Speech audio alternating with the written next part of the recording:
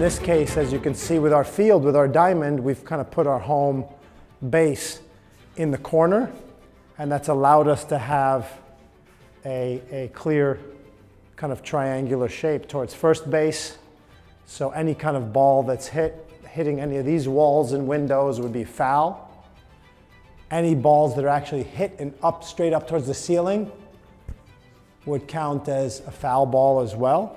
And even though we do have high ceilings, we do have a certain provision, in our field where if we can just kind of show up here, where if you're able to hit the ball high up beyond the infield and it hits the ceiling, that would actually count as a home run if it goes over the home run marker.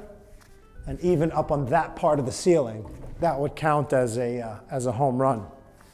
So again, depending on how high your ceilings are and what kind of lights and chandeliers and different things are hanging in your particular environment, you have to decide what constitutes a foul, what constitutes some kind of single or multi-base hit. As noted before, we also have a very clear third base line here, from home base down the third base line, and we actually have a foul pole, which is a pillar here that works nicely as a foul. Also in our space, right near second base in the pitching mound, we have another pillar, a big old pillar right in the middle of our space. Now what to do if the hitter hits the ball and it hits second base, which is down here, that could be a pop fly or an automatic out. In our system, that's what we do when we actually have the second base pad in place, which is actually not there right now. The standing pad is actually missing at the moment. But if we added a pad there for second base, let's see, even if it was a partial pad and we just kind of had that, that could be our second base pad.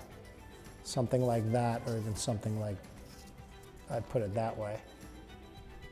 But now what happens if the batter hits the ball and it bounces off this pole? Well, in this case, we're calling that an automatic single.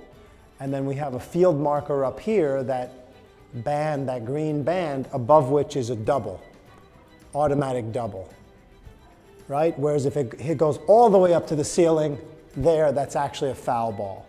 So most times when the ball goes up and hits the ceiling, we just, by default, would say that's a foul ball.